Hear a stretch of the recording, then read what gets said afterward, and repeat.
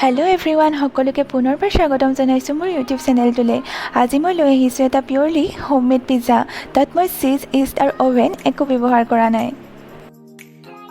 তাৰ কাৰণে মই দুটা সস বনাই লৈছিলোঁ। প্ৰথমে বনাইছোঁ মই এটা হোৱাইট সস। যেহেতু মোৰ ওচৰত চিজ নাছিলে সেয়েহে এখন কেৰাহীত তেল গৰম কৰি তাতে মই দিছোঁ নহৰু আৰু দিছোঁ এচামুচ ময়দাখিনি মই ভালদৰে ভাজি ল'ম। যেতিয়ালৈকে তাৰ পৰা কেঁচা গোন্ধটো বা কেঁচা ভাৱটো নাযায় তেতিয়ালৈকে মই ভালদৰে ভাজি ল'ম ময়দাখিনি।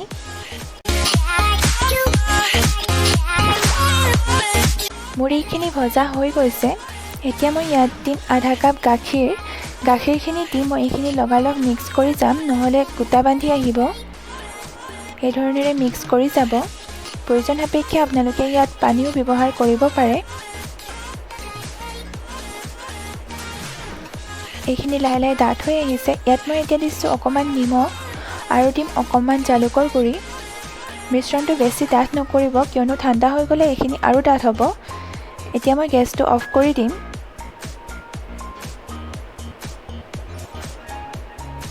আৰু মোৰ হোৱাইট চচটো ৰেডি হৈ গ'ল।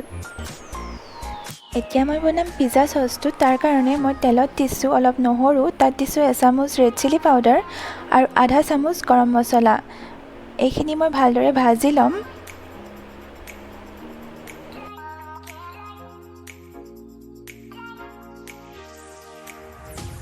এতিয়া মই ইয়াত দিছোঁ টমেটো কেটচাপ। যদি আপোনালোকৰ ওচৰত বিলাহী আছে তেন্তে বিলাহীৰ পেষ্ট ব্যৱহাৰ কৰিব পাৰে।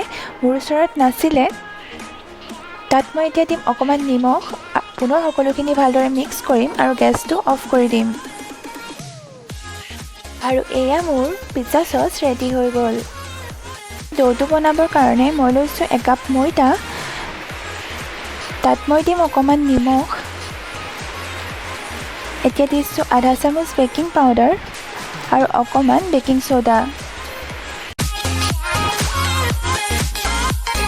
এতিয়া মই পিজ্জা ডোটো আটা মঠাৰ দৰে মঠি ল'ম। মই মঠিবলৈ গাখীৰ ব্যৱহাৰ কৰিছোঁ। যদি আপোনালোকৰ ওচৰত দৈ আছে তেন্তে দৈ দি মঠিব আৰু এটা কোমল ডো বনাই ল'ম।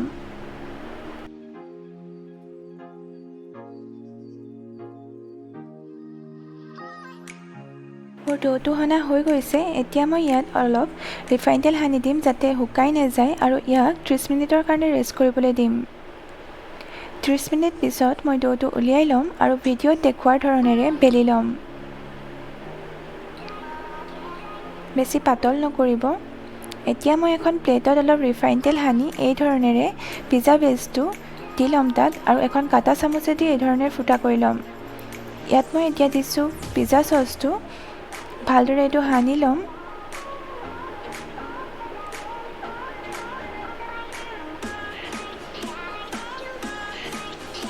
তাৰ ওপৰত মই এতিয়া দিম হোৱাইট চচখিনি। সেইখিনিও ঠিক একেধৰণেৰে সানি ল'ম। ভিডিঅ'ত দেখুওৱা ধৰণেৰে কৰি ল'ব আপোনালোকেও।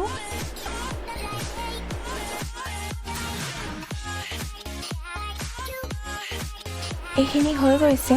এতিয়া মই ইয়াত দিছোঁ মিহিকৈ কটা পিঁয়াজ। আপোনালোকে কেপচিকামো দিব পাৰে ইয়াত। আৰু মই দিছোঁ সৰুকৈ কাটি লোৱা পনীৰ। এনেধৰণে এইখিনি দি ল'ব।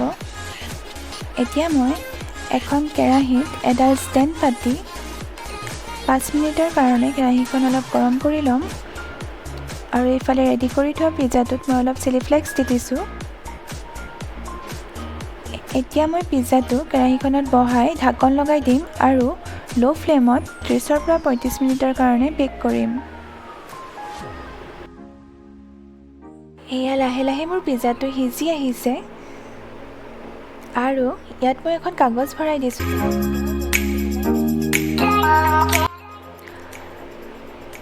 এয়া 30 মিনিট পিছত মোৰ পিজ্জা ৰেডি হৈ গ'ল।